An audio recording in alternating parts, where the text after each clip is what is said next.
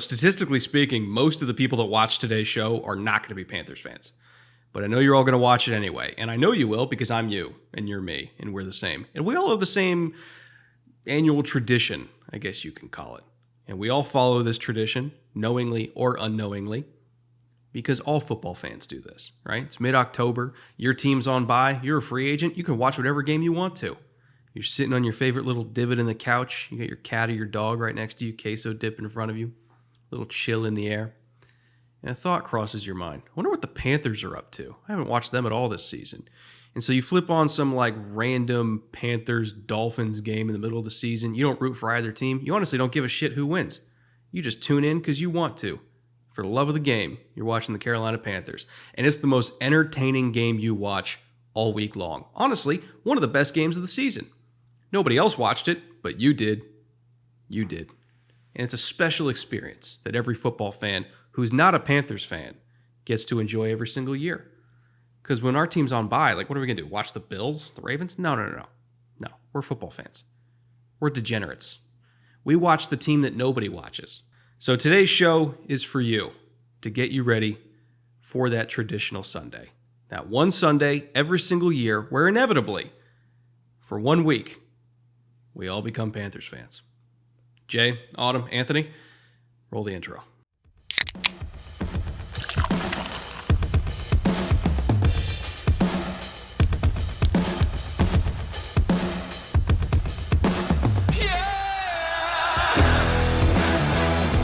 The 2024 Panthers achieved something we hoped they would and climbed their way out of the NFL cellar and back to relevance.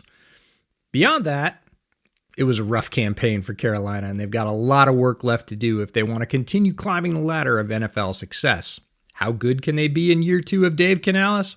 How much are Dan Morgan's choices in the draft going to help this team on the field in 2025? That's what we're going to try and get to the bottom of today.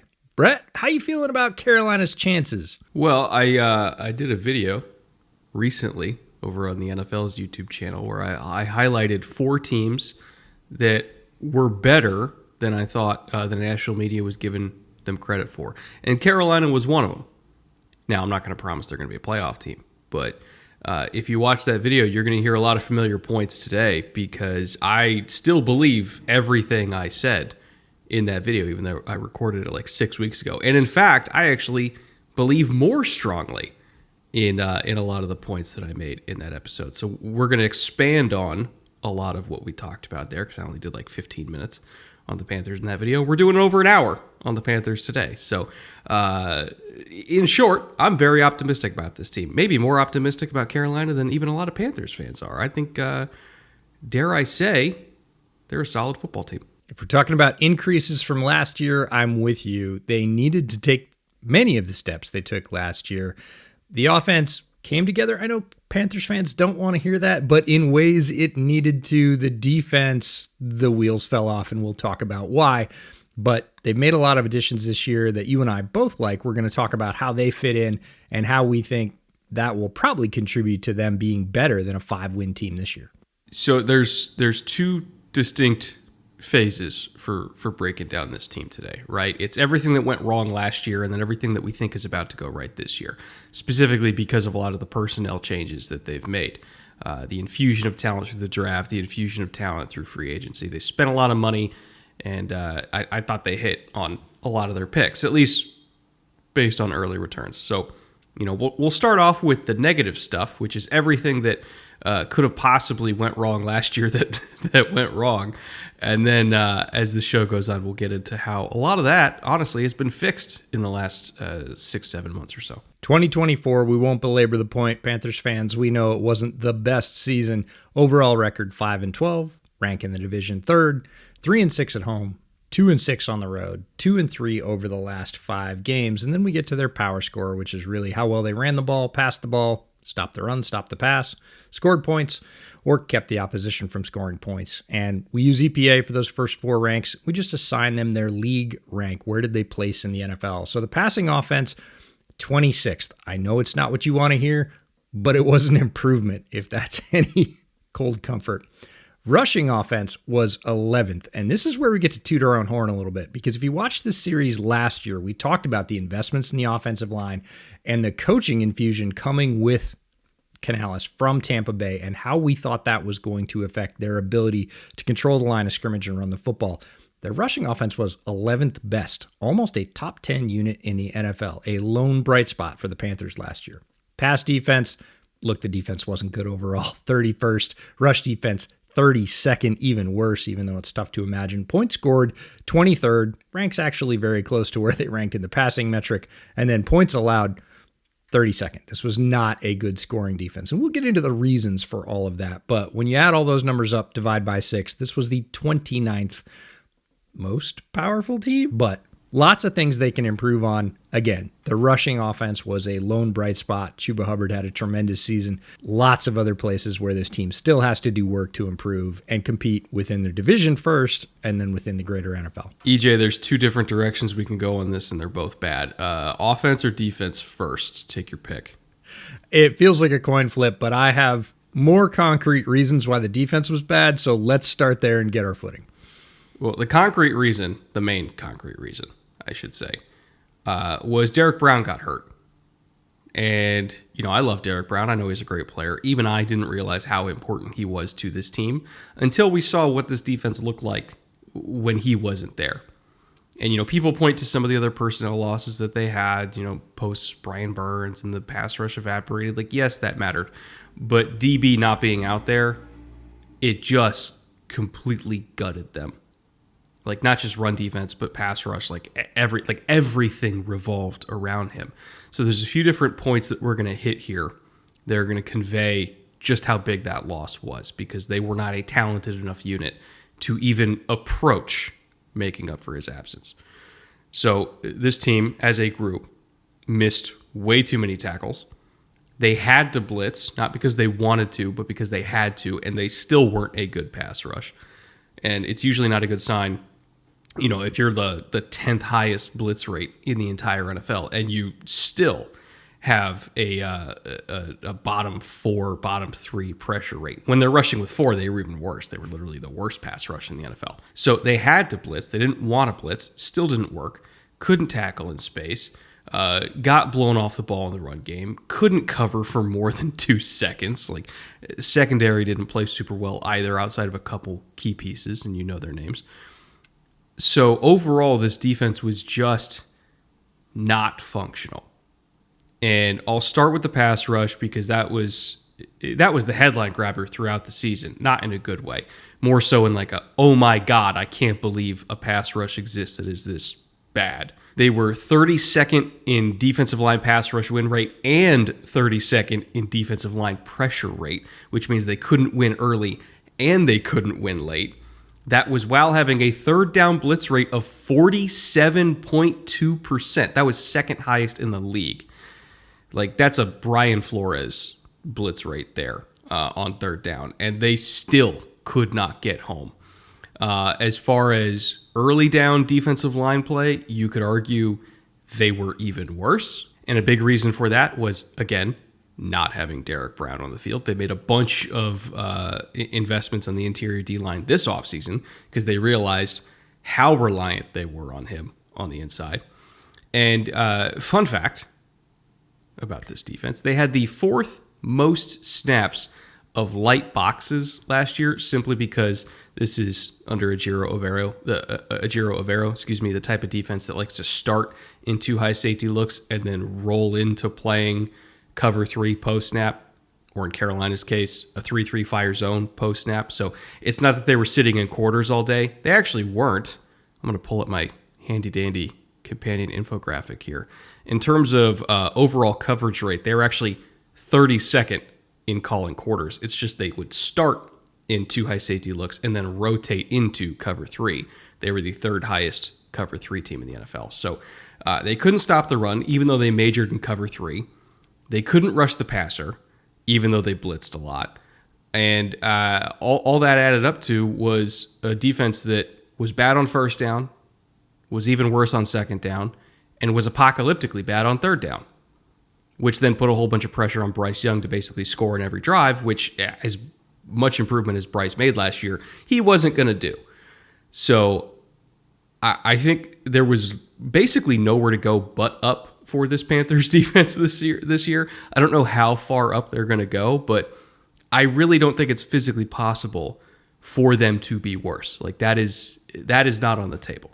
This felt like chain reaction disaster to me because Derrick Brown was the first domino that went down, and he went down early. He only played one game last year. And I know a lot of people will point to the sack numbers and say, well, the pass rush wasn't bad because, look, he only had 3 sacks in the previous 2 seasons. That's not a thing.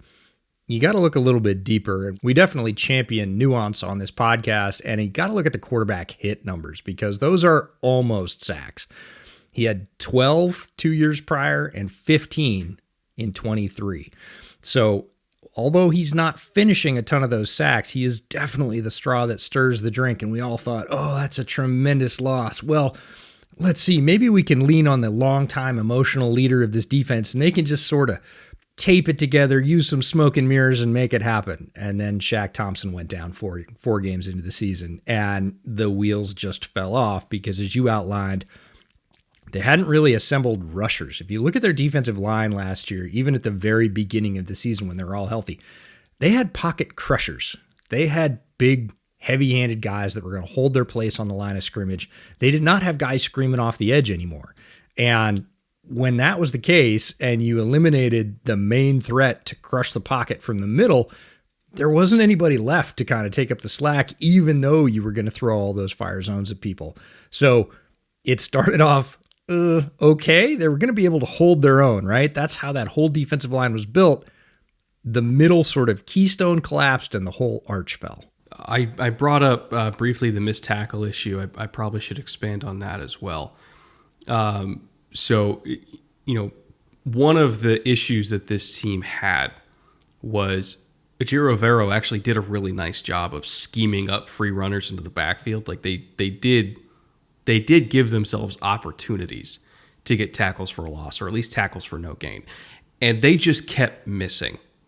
And I don't know how this team was teaching tackling technique and how they were teaching their guys to break down in space. But one of the side effects of starting in a 2 high safety look and then rotating into a single high safety post snap is you're asking your safety to come down from depth, oftentimes from kind of an awkward angle because they're reading the run while stepping down. They're filling the alley from a hell of a lot further away.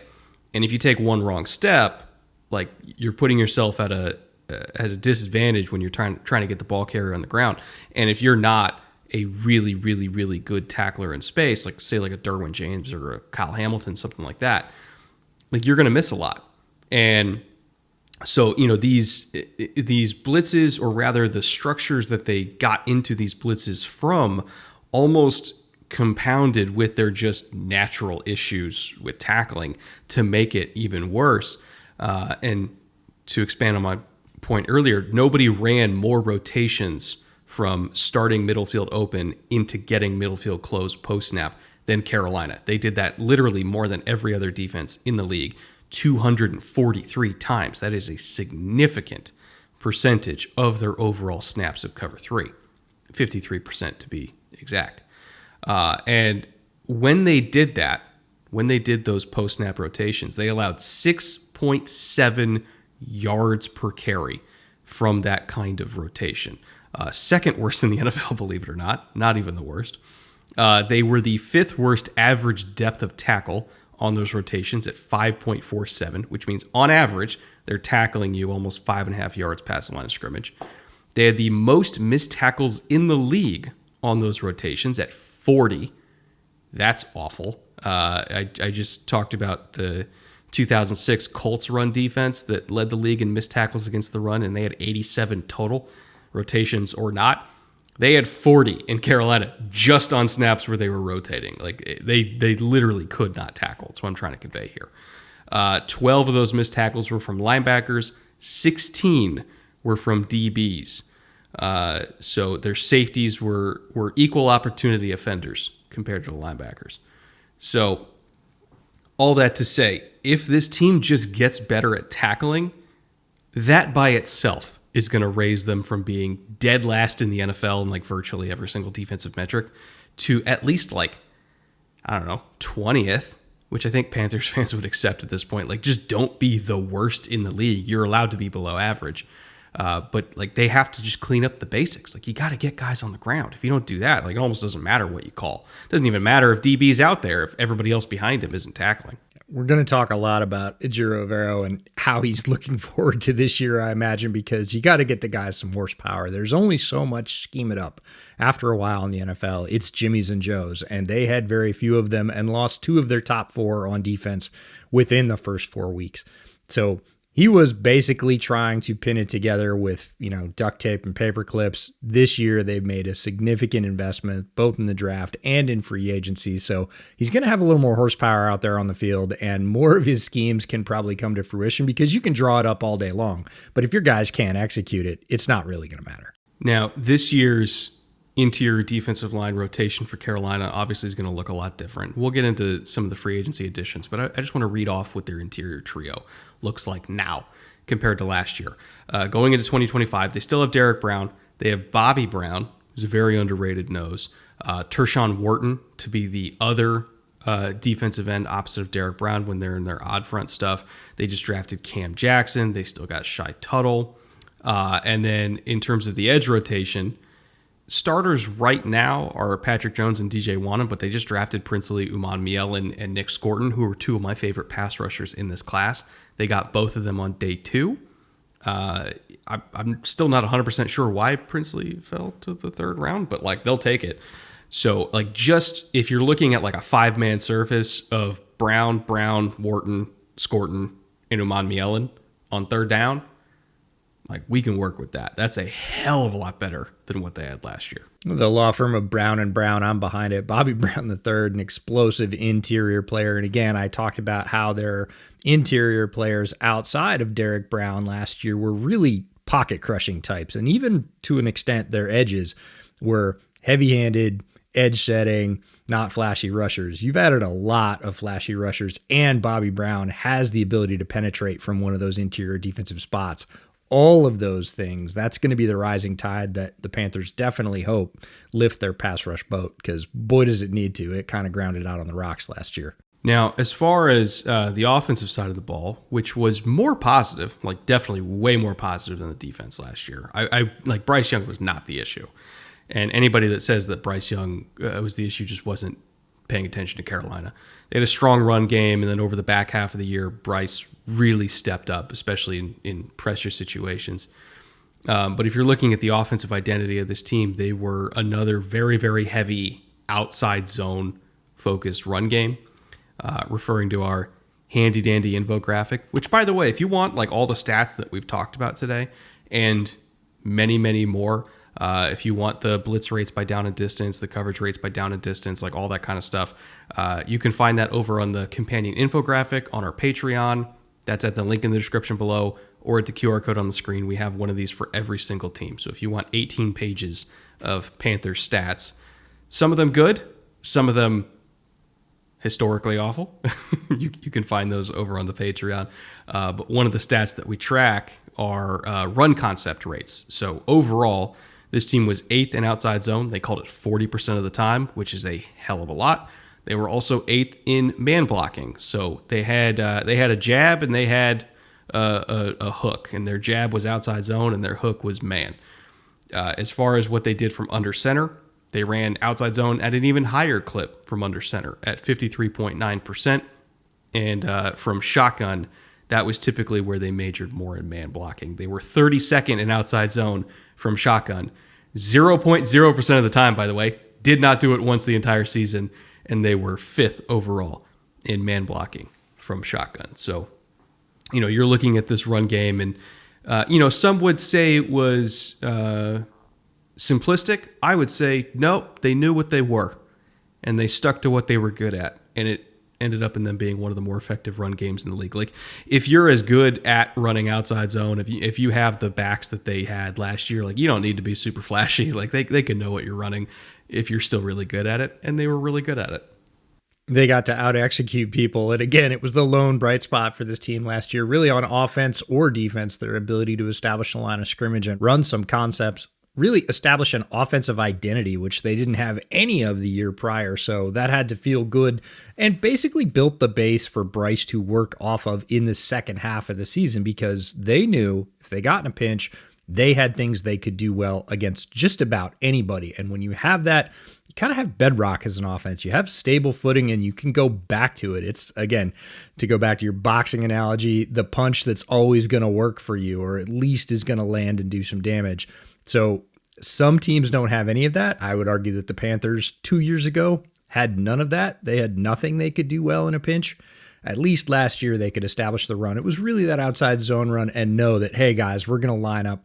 We're going to go get them. This is going to get us a few yards, get us some breathing room, get us a new set of downs, maybe, and work from there. And it was very important to them sort of foundationally on that point to say, look, upon this rock, we'll build our church. They didn't get the church built, but at least they had some stable footing. If you're looking at what this team looked like coming out of the bye week last year. So they had a week 11 bye last year. And coming out of that bye, they played Kansas City, Tampa, and Philly back to back to back, right? Murderer's row. Literally both of the teams that were in the Super Bowl. And then Tampa was awesome. Like, we're going to get to them later in the week. Tampa was great last year. And I still think they're going to be great this year. And so they played them back to back to back. And yes, they lost every single game, but they only lost to KC by a field goal. They lost to Tampa by a field goal. And like they gave Philly a game there. Like they lost 22-16, but like they were scrapping to survive against Carolina. And that was that stretch, even though they were losses, that stretch really cemented for me, like, okay, this team's starting to get it. They're starting to get it. And even though they had some really, really tough losses in the last 2 weeks, right? They gave up 48 and 44 against Tampa and Atlanta, respectively, in the last 2 weeks.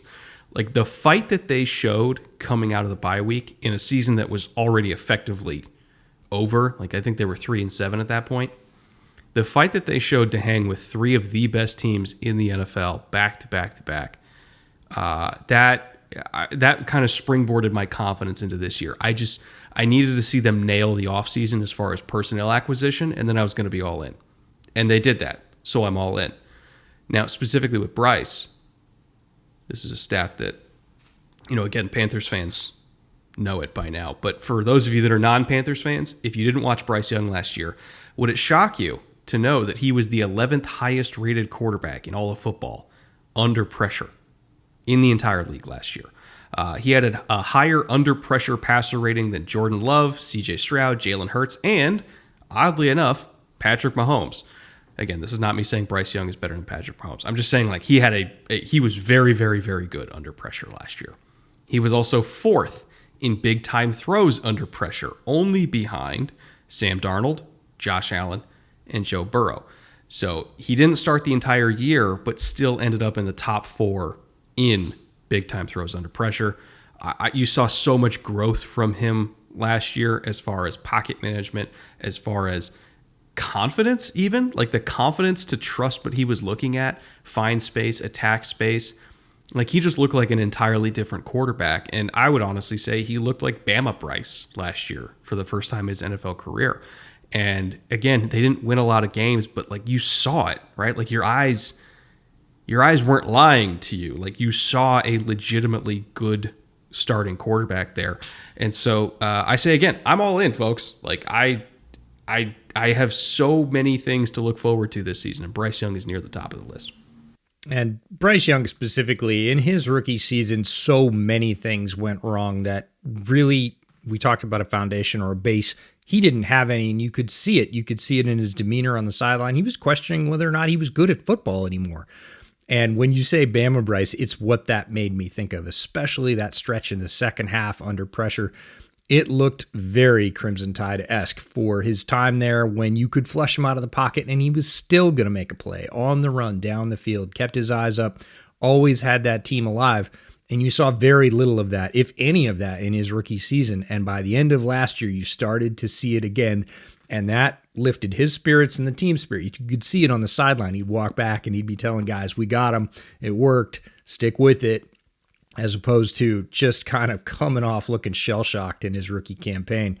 That's a huge difference. I mentioned it in the opener, and when you have a quarterback in this league that can compete, especially when things don't go well, under pressure situations, you have a chance every given week. And you talked about that 3-game stretch. Typically, when you want to see a team climb out of the cellar, the progress comes in little bits. The first thing is winning games against the teams you're quote-unquote supposed to beat. Then beating teams in your division who you can really go head-to-head with, and then maybe challenging those NFL elites. Those are sort of the stages of progress. The Panthers kind of skipped a stage and went, all right, give me all the heavy hitters. We can play.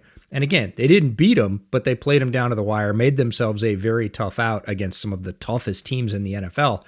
And a lot of that was Bryce getting this team to believe by demonstrating that ability we saw in college, on the field, in the pros. You can't understate how big a development that is for this team, because now they don't have to go looking at the game's most important position. They've got somebody they can work with for now. You know, one of the comps that a lot of people had for Bryce coming out was like Drew Brees, but like a little bit more mobile in the pocket. Because Bryce, like he can move, right? He's not big, but he can move. And I really thought that Dave Canales did a good job of highlighting the Drew Breesiness that is in Bryce Young's game. In particular, his ability to quickly read coverages and identify what space is not only open right now, but also the space that's about to be open, right? And this is a theme that we've hit on throughout this series, was a lot of the best quarterbacks in the game today, or at least a lot of the best offenses in the game today, operate from under center, and they emphasize play action, right? You look at Detroit, you look at Minnesota, you look at the Rams, like with Stafford, you know, these teams that really emphasize going under center, and even Baltimore to a degree. Although Baltimore does some other stuff, but like, you know, Lamar's very, very good at you know, working the intermediate middle of the field from under center, and especially from play action. But it's these quarterbacks that can go under center, turn their back to the defense, do a hard fake, and then flip their eyes back to the defense, even after everything has been moving around and rotating and safeties are going all over the place and linebackers are in new spots, and quickly identify where everybody is, identify what coverage they're in, and therefore know where's my space, what's my matchup, what's my space that I'm attacking, based on this not even a half a second, like a tenth of a second flash that I see of the defense when I turn my head back to it. And if a quarterback can do that, if they have the confidence to turn, give a hard fake, flip your eyes back, see what you see, and make a decision quickly, it is a superpower. Now, he doesn't have a superpowered arm. He doesn't have superpowered size. And even though he is mobile, he's not Lamar. He's not Josh Allen. He's not that kind of guy where I'm like, oh yeah, let's dial up quarterback runs for Bryce. Like, we're not doing that. But his superpower is vision and processing. And if you go back to our infographic here on page, what page is this? Page 6, we have like an alignment and motion section. And that's going to show you overall under center rate. They were 12th. Overall motion rate, they were 30th. Because again, we want that. We don't want to do a whole lot of motion at the snap while our quarterback's eyes are turned. So they were 32nd in motion at the snap. As far as play action rates from under center, they were 10th most. 91% of all of their passes from under center were play action. So they saw this skill set that Bryce had of, okay, we run the ball effectively. We especially run the ball effectively from under center. Let's lean into that because we have a quarterback that is really good at doing play action from under center because we can trust that he can see things quickly enough to make that work. And that's, again, a big reason why Drew Brees was successful. It's a big reason why Jared Goff is successful. Like, that is the mold here for Bryce. And they figured it out. Like, they really did. They figured it out. And I think they're just going to lean into that even more this year. Like, they're going to be even more under center, even more play action heavy. I'd be willing to bet they're just going to look at everything Ben Johnson did last year and rip it off. Because Ben Johnson was also another outside zone heavy guy. Like, everything Detroit did and everything that Chicago's about to do this year, you're going to see the Panthers do. Because everything that Jared Goff does well, Bryce Young does well. He's not as big, but he does have a slimmer skill set. It's really cool when you see coaching staffs align with their players' strengths. And I know it sounds easy. I know it sounds like what's supposed to happen, and it is, but it doesn't happen nearly as often as you'd think, even at the NFL level.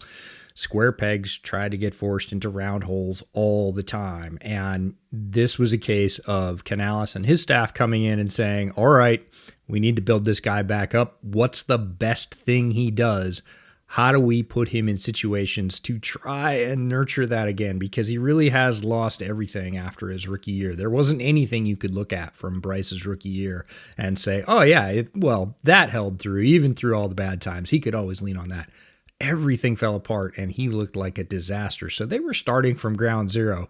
And they went back to the strengths and said, look, we know you can do this. We have faith in you, and we're going to put you in those situations so that you have faith in us, that we are delivering you the best possible thing. And then you're going to have to carry the ball the rest of the way and figure it out on the field. And Bryce did, and that established the relationship that really this offense is going to be built on from here forward. So why don't we get into all the people that have been in charge of building this structure and also infusing this roster with all the talent necessary. I got to say, top to bottom, front office, head coach, coordinators, position coaches, it's a strong group, EJ. Again, the results weren't there in 2024, but so many lesser staffs and lesser front offices would have crumbled in the face of the road that these guys have had to go down. And I think that they've nailed it. And if we're being fair, nobody really thought this was going to be a one-year turnaround. Carolina was down bad enough that there was so much work to do.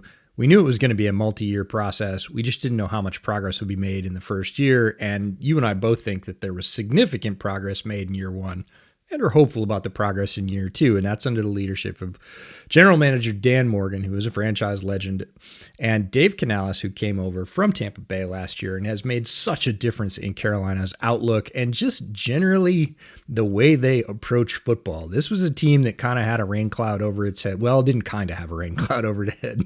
Had a breaking thunderstorm over its face. And Dave Canales brought some sunshine to Carolina football last year. And that's a major accomplishment. The guys helping him do that, assistant head coach and run game coordinator Harold Goodwin. All the running stats we've talked about, Harold Goodwin is integral in making those happen.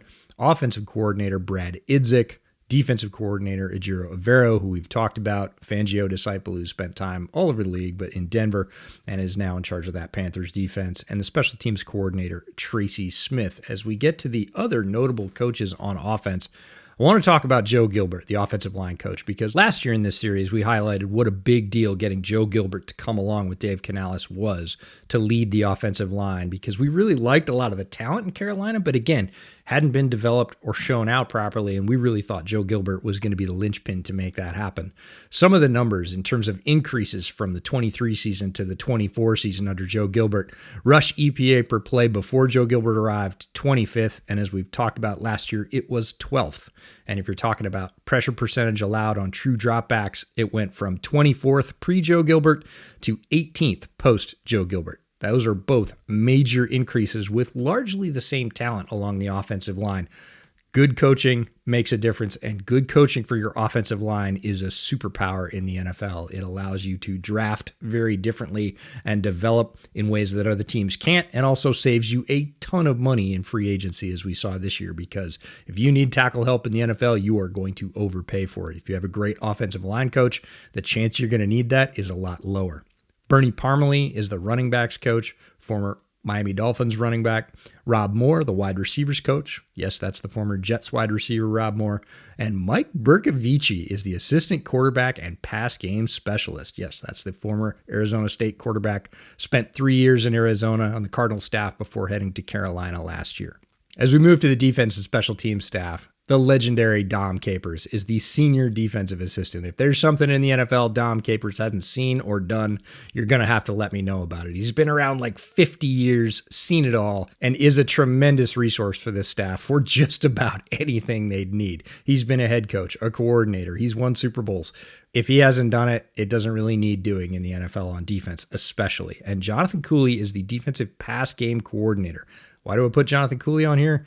He has a big task in front of him. They couldn't cover last year. We talked about that. Again, second season with the Panthers after spending the previous 3 with the Rams. So he knows how to make a secondary work. He and Ejiro Evero have more pieces to make that happen this year. We'll have to see if he can do it. Saying he's on a hot seat really isn't fair. Saying he's under an area of focus is absolutely fair. So just a few of the destinations Dom Capers worked at in the NFL, because I'm looking at where he's been since the mid-'80s, right, with the New Orleans Saints. I want to say 80. So he was there 86 to 91 with New Orleans as the DB's coach. I think that's when Vic Fangio was the linebackers coach in the Dome Patrol days, but I have to confirm the exact years. But it's around there, I would say. Then he went to the Steelers in the early 90s. Then the Panthers. Remember, he was with the Panthers when the Panthers were still brand new in the 90s as their head coach. Then Jacksonville. Then the Texans head coach, the first Texans head coach, by the way. So thank you for drafting Andre Johnson, Dom. We appreciate you. Then he was the Dolphins defensive coordinator. Then with the Patriots. Then the Packers, where he won his Super Bowl. He was there forever. Then Jacksonville again. Then Minnesota. Then Detroit. Then Denver. And now he's in Carolina. He's just consistently rotated NFL cities, essentially, for the last, 40 years. And he's one of the best to ever do it. I feel like we need to insert the little gif here of the scroll dropping and rolling down the stairs, because whenever you're reading any defensive achievement from Dom Capers' resume, it's that long. He's been that many places, worked with that many coaches. Like, drawing out the tree would take more paper than we've got, I think. Now, getting into the free agency section of this show, this is, again, more Dan Morgan's territory here. We're going to go through all the moves that they've made, at least the notable moves they made in the free agency frenzy to set themselves up for a draft class that I thought was really, really strong. But they had some housekeeping to do in March before we got that far. Again, these are just the notable transactions. If you want the entire transaction list, that is also on our companion infographics. You can keep track of everything that they've done so far. Jadeveon Clowney, no longer with the Panthers, still unsigned. I'd be willing to bet he winds up somewhere this season, because I still think he can play. But as of right now, he's still a free agent. Josie Jewell, also still a free agent. He's gone. Shaq Thompson, franchise legend, is now with the Bills. Jordan Fuller is now a Falcon. And Xavier Woods is now a Tennessee Titan. As far as notable retentions, Adam Thielen is back once again, 35 years young, just under $9 million. He's going to be competing for, I assume, the slot receiver role here with Hunter Renfrow, who we'll get to in just a second. Really, they have like 5 guys who could all potentially be an effective slot for them, including their first-round pick if they want to go the big slot route.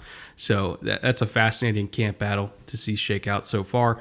J.C. Horn spent 7 days as the top-paid corner in the NFL before Derek Stingley got paid. But, relatively speaking, J.C. Horn at $25 million, compared to the top of the market being 30, and it's probably going to be even higher within the next several months here, because there's still a couple more DBs that have yet to get paid. I think this contract is going to age fairly well. Got to hope that he stays healthy, but J.C. Horn's really, really good. I think he's worth $25 million. David Moore brought back at about $1.4 million, significantly less money than J.C. Horn, but he did play 60% of the snaps, roughly, last year. So we'll see where he ends up in the final depth chart, which right now is like 8 names deep, and I have no idea how that's going to shake out, but more is in the mix. Tommy Tremble got brought back at about $5.2 million, and Michael Jackson Sr. also got brought back at about $5.2 million, played 99% of all their defensive snaps last year. As far as third-party additions, I mentioned Hunter Renfrow earlier. He has been tearing up training camp so far. I'd be willing to bet not only is he going to make the final 53, he might end up being their starting slot receiver. If Thielen gets phased into more of a wide receiver 3, wide receiver 4, old man in the room type of role, which at this point in his career is probably about what he is. You have Hunter as your starting slot, Thielen as your 4, T-Mac ideally becoming your number 1. Hopefully either Leggett or Coker can be a solid number 2.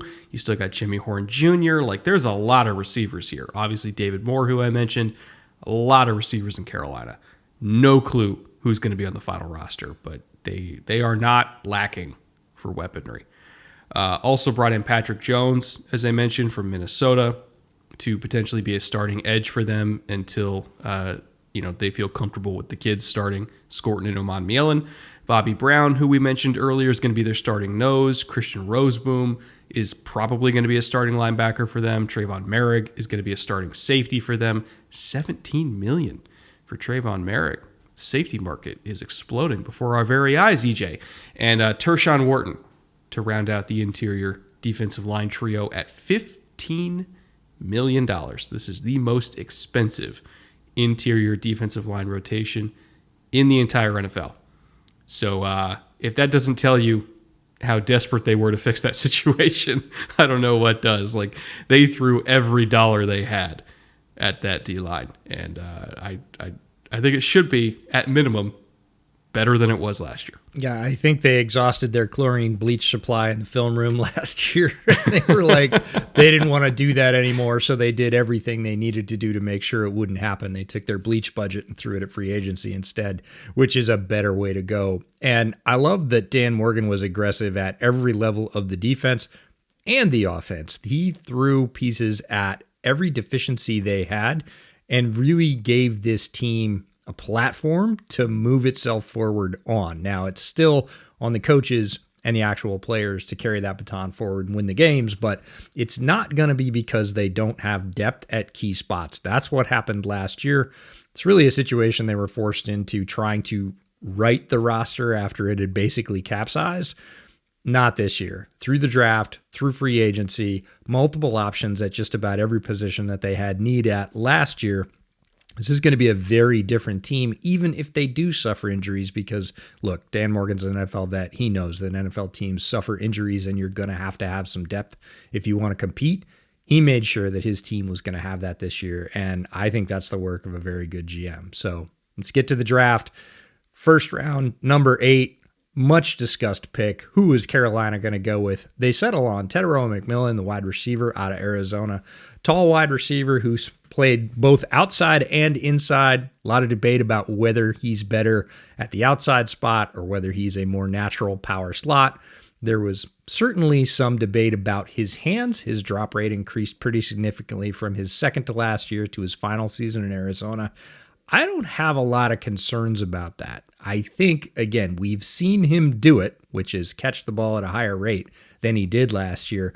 But yeah, he had concentration drops. There's a difference between ability drops, just what I'll call stone hands, and concentration drops where you're just not paying attention. You're taking your eyes off the ball and getting away from your wide receiver basics. More of Tet's drops last year fell in that sort of second category for me, and those are correctable. It's not that he has a physical flaw or a vision flaw that's keeping him from catching the ball. So he's going to be a tremendous focus of this offense. I think they are going to funnel targets his way. This is not going to be an ease him in situation. I could see him getting well over 100 targets in this offense in his rookie season. They're going to count on him early and often in Carolina. As they should, right? And, the thing that gets me with McMillan is, the comp that I saw thrown out most for him was Mike Evans, right? Because he's big, he's tall, he's got ball skills, he's made some crazy catches. But, not every big, tall receiver is Mike Evans. Not every big, tall receiver is just, the post-up guy. That is not how I see Teteroa McMillan. How I see Teteroa McMillan is, I did the Drew Brees comp earlier for Bryce. He's going to be like the Marquez Colston, right? He's going to be the Michael Thomas, which is somebody who's really good at working the middle of the field. Somebody who is exceptional at reading defenses, just like Bryce is, finding space, settling in space, giving his quarterback easy throws, and then getting yards after the catch. Now, I think McMillan is better after the catch than even Michael Thomas was, and better than Marcus Colston was. He is really, really good after the catch, actually. I would say that's more of his hallmark than, jump ball ability. But when I look at how he's going to get the majority of his targets, he's going to be the guy that's running deep crosses. He's going to be the guy that's running dig routes. He's going to be the guy that's, running seam routes and just, okay, where's the linebacker? Where's the safety? Let me find this hole. let me angle my route in a way that's going to attack the space that I know my quarterback is going to be trying to attack, and I'm going to let the ball meet me in that space because when Bryce is at his best, he's not throwing a route.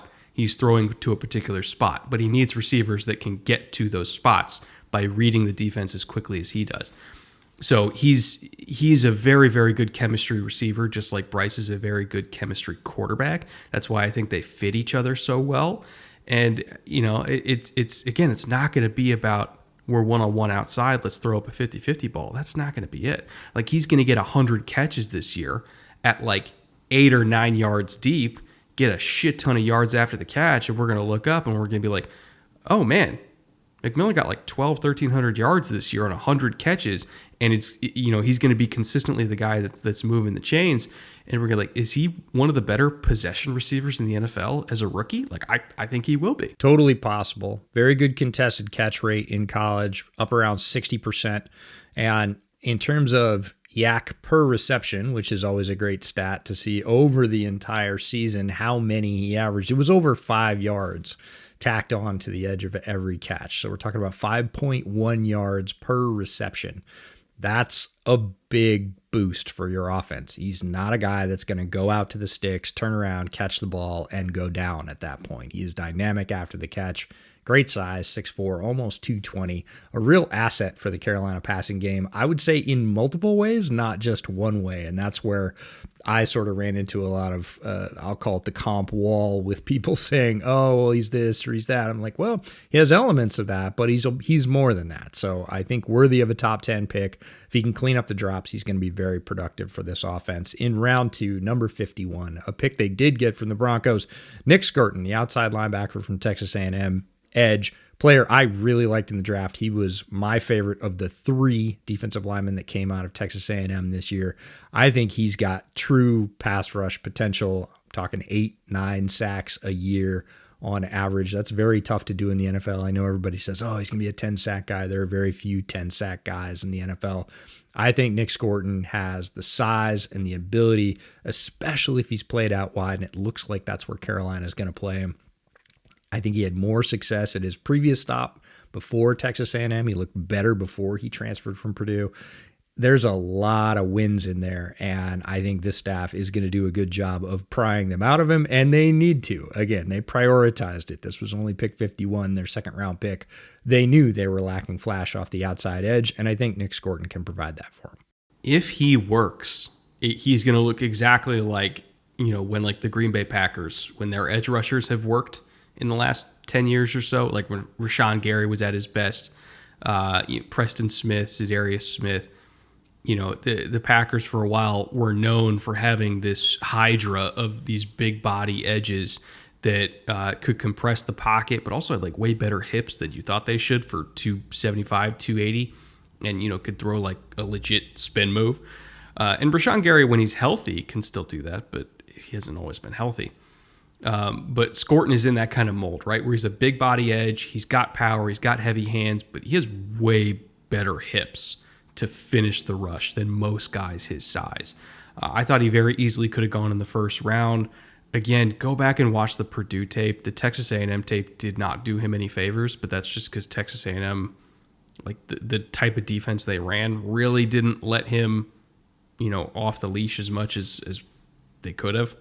And but if you go back to watch Purdue in 2023, like he destroyed everybody. He's a really good player. In round 3, number 77, a pick they got from the Falcons, they go back to the pass rush well again, and they get Princely Umanmielen, the edge from Ole Miss, by way of Florida. Another very tall, lanky rusher.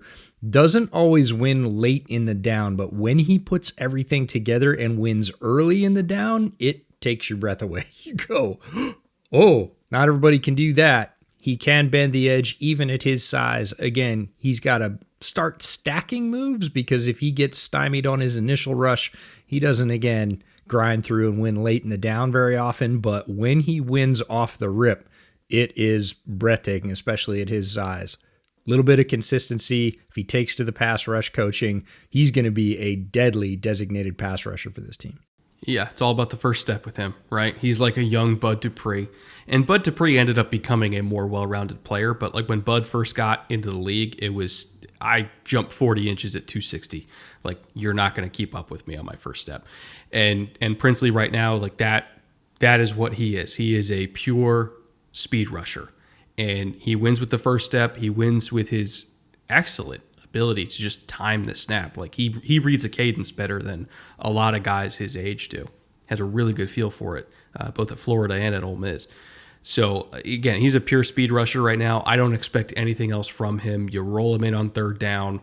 You know, you have your very highly paid interior trio as well as Scorton be those big body crushers that this team has liked so far in this regime.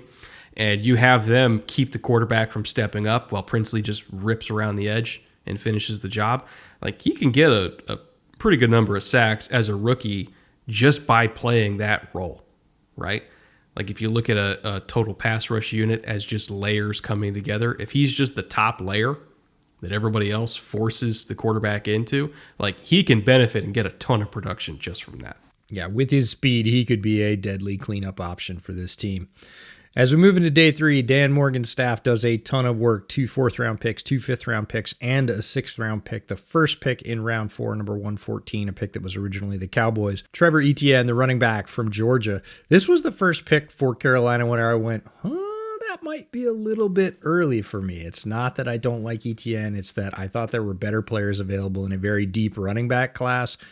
I didn't see what they saw to pick him at the top of day 3. I thought they could have waited. Again, don't dislike the player, certainly has a great pedigree, but in terms of overall production and fit in the running back room, I thought 114 was a little early for my taste. It was early for me as well, not going to lie. Like, there was other running backs on the board that I would have preferred over Etienne.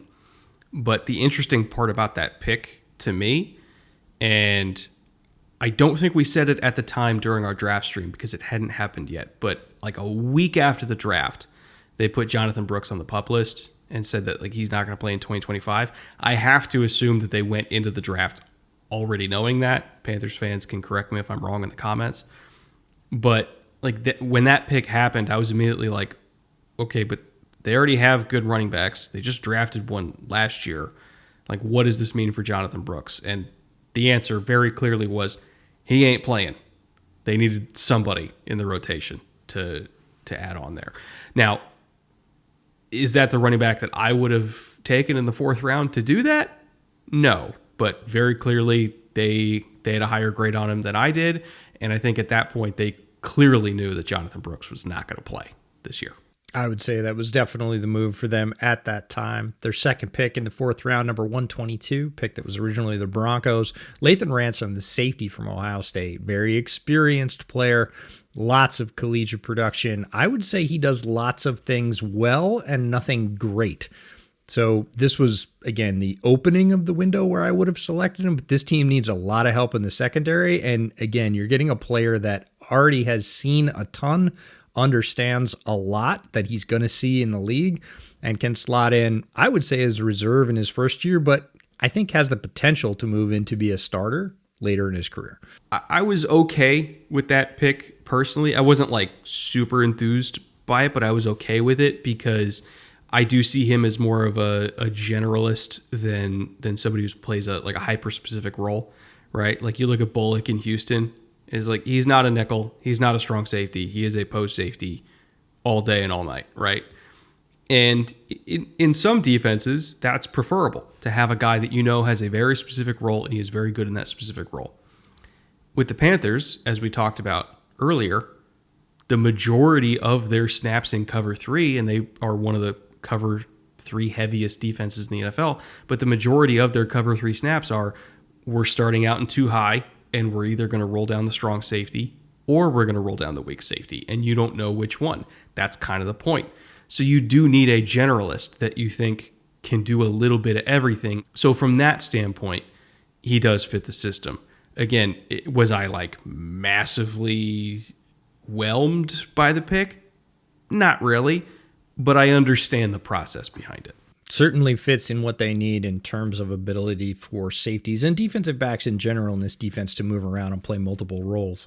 So moving around 5, pick number 140, that was originally the Giants pick, Cam Jackson, the DT from Florida, absolute mountain of a player who is a run-stuffing force, and I really liked. This is where you get run-stuffing defensive tackles who are really good. Don't let the 5th round fool you. They are available here. Cam Jackson is not going to provide a lot of pass rush, and that's not why they brought him to Carolina. They brought him on run-designated downs to stand in the middle, occupy 2 gaps, and say, everybody else go hunt. And he is more than capable of doing that. Their second pick in round 5, number 163, pick that was originally the Ravens, Mitchell Evans, the tight end from Notre Dame.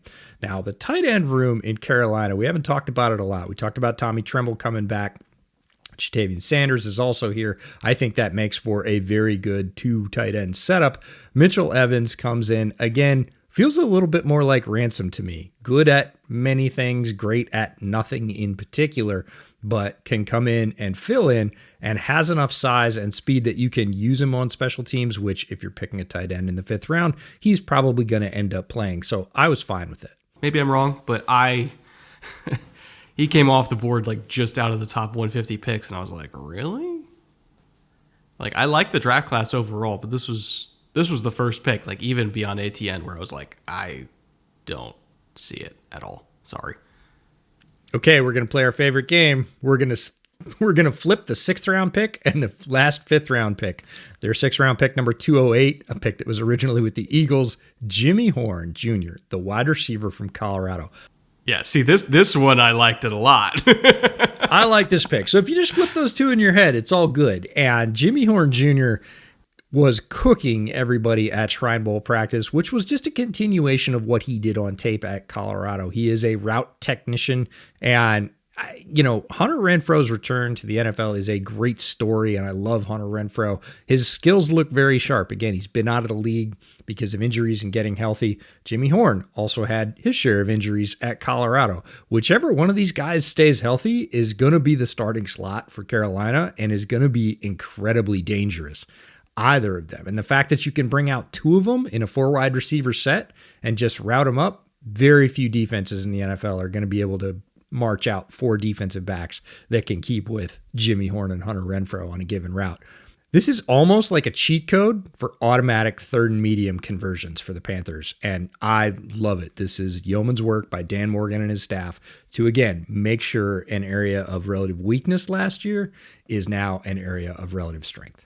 The fact that it's more likely that Mitchell Evans makes this roster than Jimmy Horn, just because Mitchell Evans only has to compete with Ja'Tavion Sanders and Tommy Tremble to be one of the top, 3 tight ends on the roster. And like his main competition for being TE3 is like Dominic Daphne compared to Jimmy Horn. Hey. No James Mitchell slander on this podcast. No, I'm not. I ain't saying shit about James Mitchell. I still believe. The other Mitchell.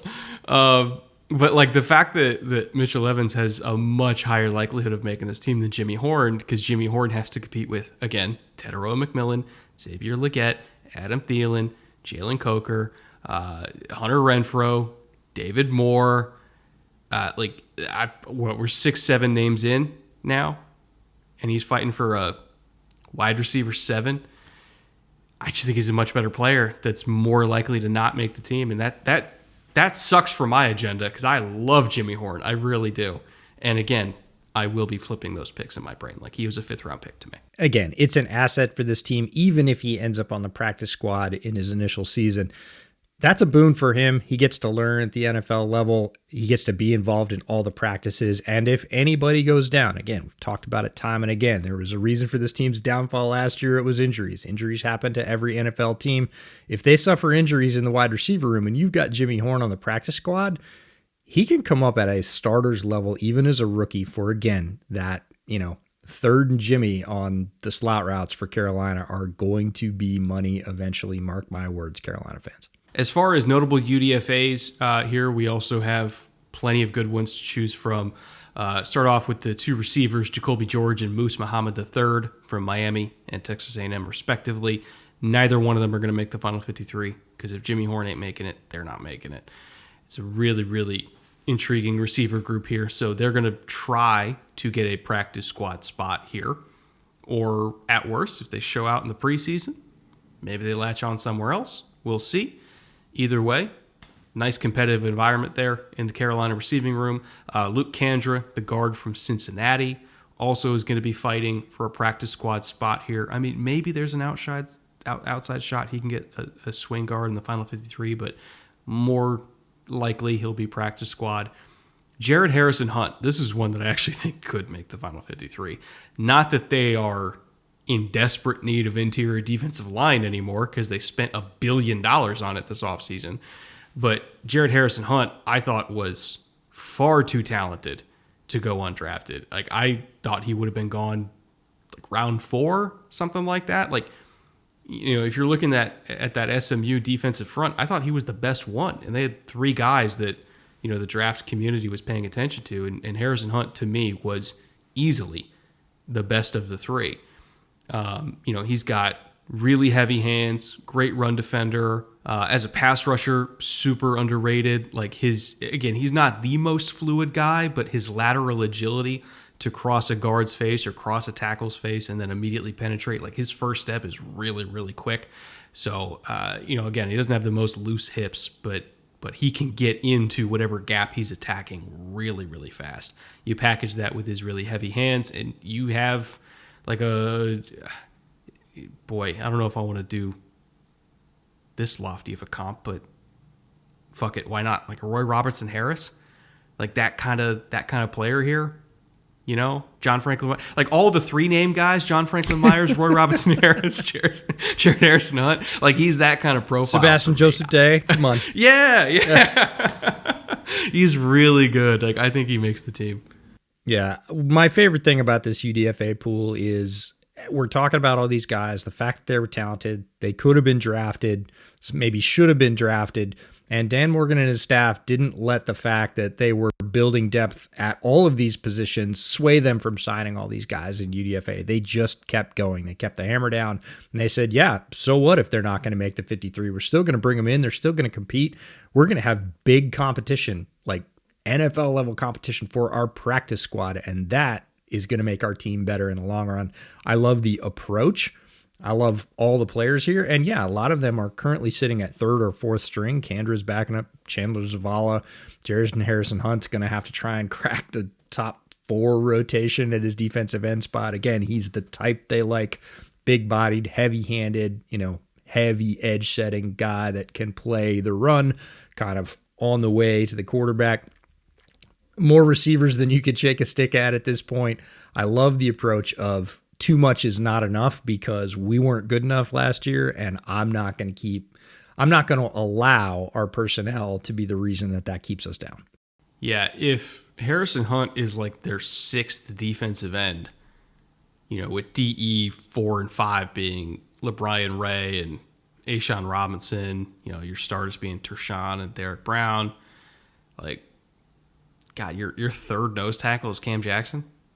Like the difference between last year's D-line group and this year's D-line group is unbelievable as far as talent. Like I'm telling you guys, this defense is going to be so much better just because they actually have NFL players this year. Like it's crazy the makeover they did in one offseason. And enough of them. And when you bring up both the number of personnel and the talent of those personnel in one offseason, you get teams that make a big jump, and Carolina has primed itself to do exactly that.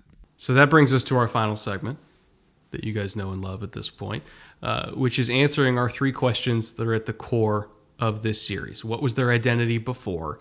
What do they want their identity to be now? And what is the goal for this season?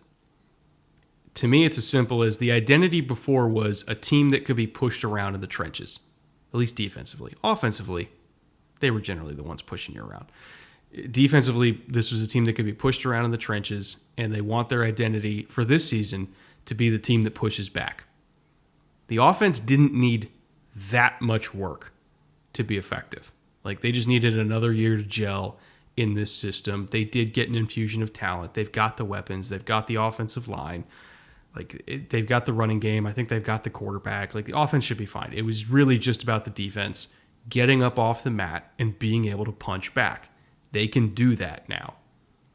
So as for what the goal is, now that the identity is a tougher, more physical football team, the goal is wild card. Like, truly. And I know that sounds so lofty for a team that was just picking in the top 10, but why not?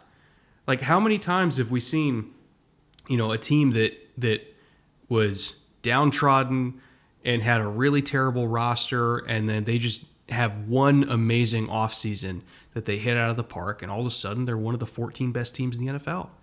Like, you can go from bottom 10 to top 14 in one offseason. I think that's what this team just did. So to me, the goal is, get that 7th seed.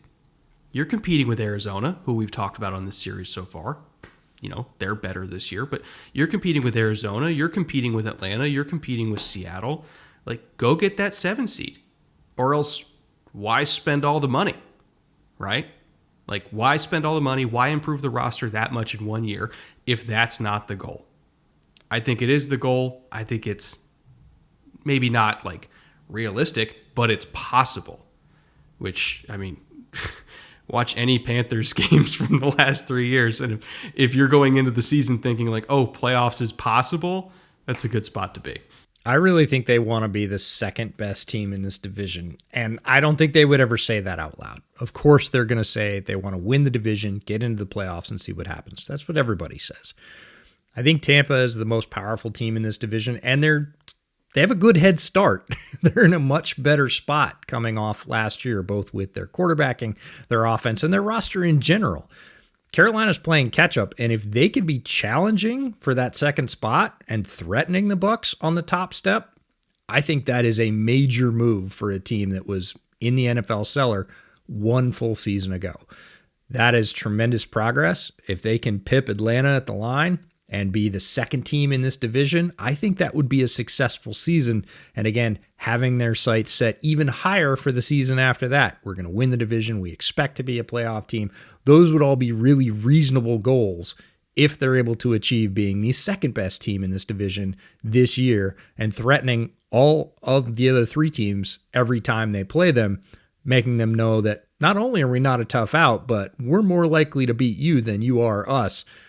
That's the kind of real progress that builds a football program year over year that Dan Morgan and Dave Canales can hang their hat on and say, look, the changes we've made are concrete and they're showing up on the field, and we're going to continue that level of ascent into next year. And at that point, Tampa better be scared. Well, this episode ended up being a lot longer than maybe people expected, but that's also because I think the Panthers are a more interesting team than a lot of people expected. Not us, but as far as the other 31 fan bases in the NFL that don't keep track of Panthers football, like, there's a lot of storylines here that demanded a relatively long episode. So hope we did Panthers fans proud. And I'm sure there's even more stuff that we could have talked about that we didn't, but there is a lot going on in Charlotte. And it's one of the more intriguing teams in the league for me personally. I won't speak for you, EJ, but at least for me, like, I truly cannot wait to see what this team looks like in September. So we'll be back tomorrow with, oh God, it's Saints Day. Oh boy. All right, Saints fans, look, real talk. We're not going to be kind. There's a lot wrong in New Orleans. I can't promise you're going to enjoy that experience, but we have to do it. We'll get through this together. Just trust us. We won't be unfair, but we will be realistic. So bring a drink tomorrow. And you too, EJ, bring something stiff, because Saints Day is not going to be good. All right, we'll see you guys tomorrow talking New Orleans. And then we'll get back to the fun stuff, which is Falcons and Bucs later. We'll see you then.